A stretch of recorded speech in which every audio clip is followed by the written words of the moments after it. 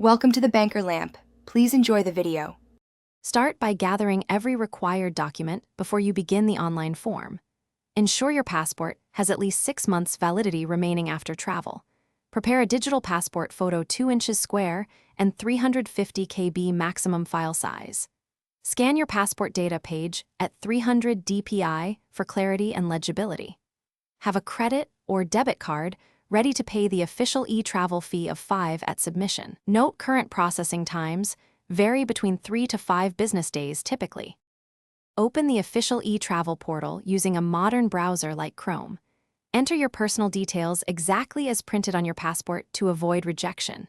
Provide travel dates, accommodation address, and emergency contact information in full. Upload the 2-inch passport photo and the 300 dpi passport scan where prompted by the form. Review every field carefully before payment to prevent delays or corrections later. Pay the $5 processing fee and then submit the application for official processing. After submission, save your confirmation number and transaction receipt immediately. Monitor your email for the official approval notice and any follow-up requests for information. Expect typical processing times of 3 to 5 business days before a decision is issued.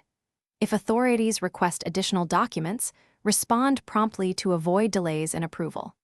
Once approved, download and save the e-travel authorization as a PDF to your device. Carry both a printed copy and a mobile copy when you Thanks for watching. If this was helpful, leave a like and consider subscribing. See you next time.